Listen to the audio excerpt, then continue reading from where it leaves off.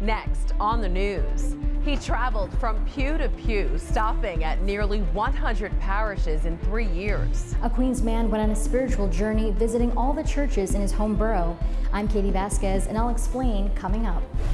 2 schools were honored this World Mission Sunday for raising thousands of dollars for kids around the globe. Plus, Yankees and Mets fans were excited for this weekend's games, and while some fans are happier with the outcome than others, one Catholic school used the excitement to help out a good cause. I'm Christine Persichetti. Currents News starts right now.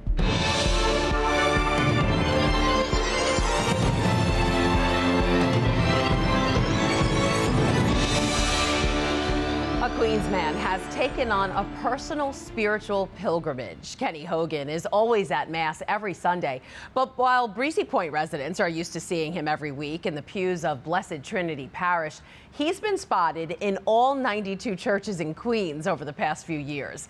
After Kenny took on a journey he says helped him appreciate the beauty of the Diocese of Immigrants. Currents News' Katie Vasquez has his story. Near the front of Blessed Trinity Parish in Breezy Point, Kenny Hogan is seated in the pews.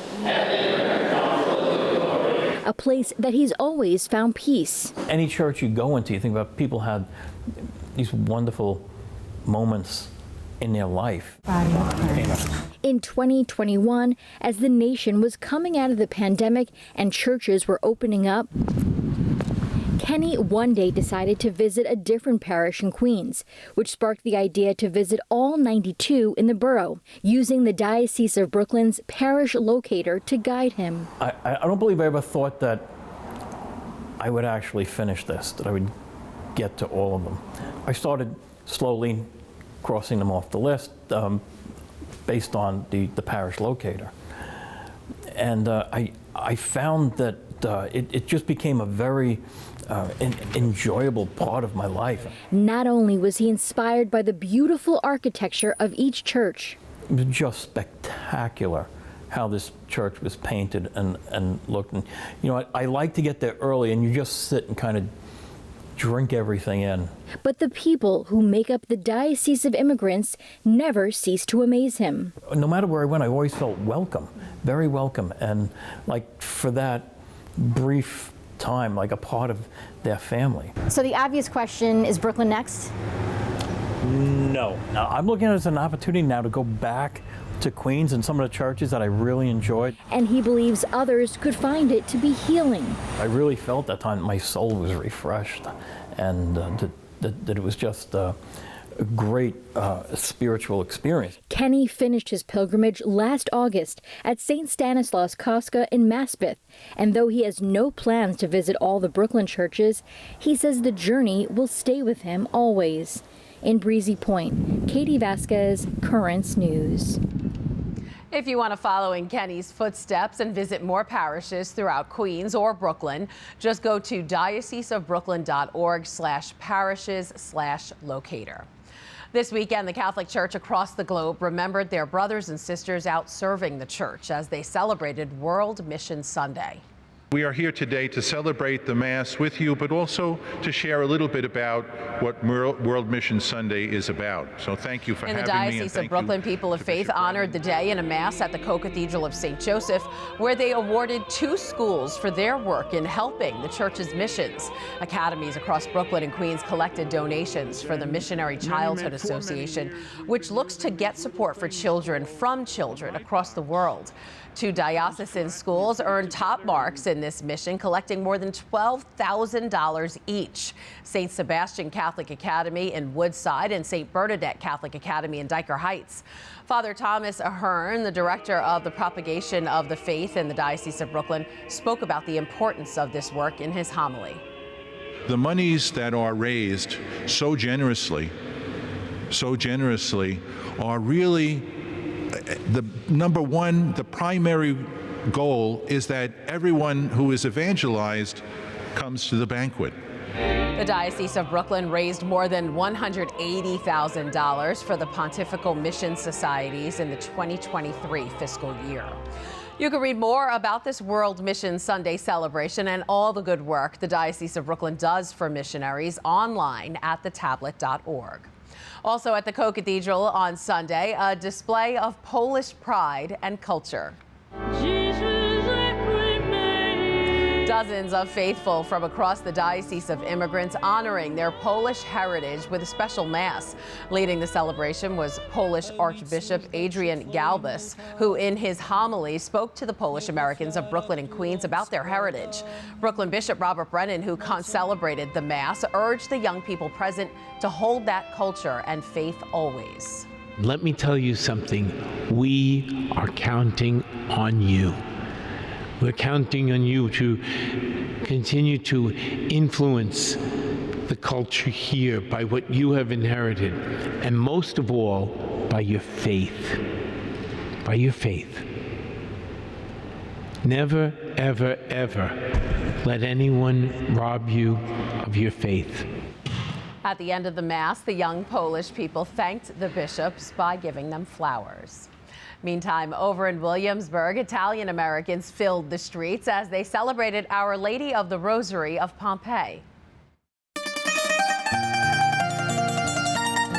Parishioners walked from St. Francis of Paola Church to Our Lady of Mount Carmel with a statue of the 19th century Marian image.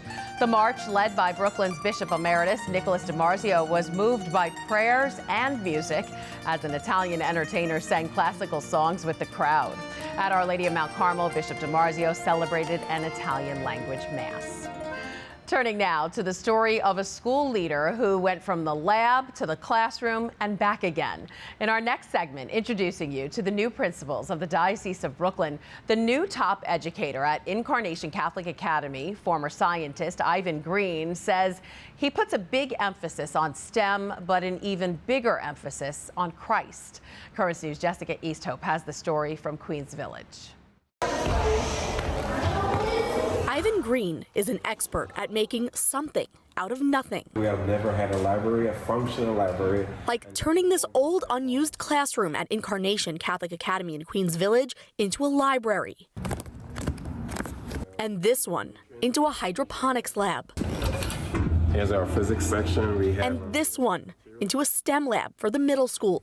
It's his mission as new principal. To think outside the box so that they can actually utilize these fundamental skills as they grow. But Ivan has a history of turning waste into something useful. He has a degree in nuclear medicine and studied how to use radioactive materials to diagnose and treat diseases. Material that you will otherwise consider as somewhat dangerous, and transform it and utilize it. In the hallways, they call him Dr. Green. He's the only black male principal in the Diocese of Brooklyn. There are a lot more in terms of expectations of you. And also the kids also look toward you, especially the minority kids. He's taught students around the Diocese of Brooklyn and around the world, as far as Malaysia. And he says they all need the same thing. All kids could learn if they're given the right resources and the proper support, irrespective of their background, their ethnicity, and their geographic location. And he says even as a scientist, evidence shows none of it can be achieved without God. I'm very firm on Christ-centered relationship. You can't achieve or acquire anything unless it's through God himself. You might think the students need a principal like Ivan Green. I need them because I need to see them excel and excel. So I think that we both need each other in this school.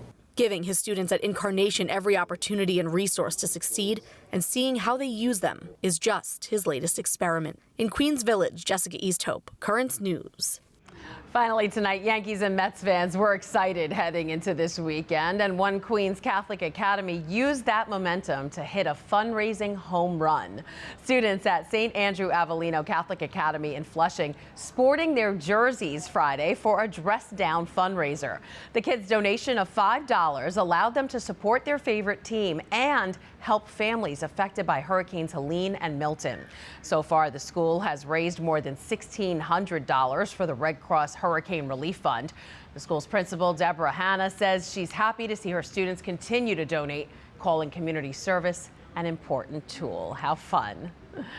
That is this Currents News Update. I'm Christine Persichetti. Thank you for joining us because we are putting your faith in the news. Hope to see you again next time.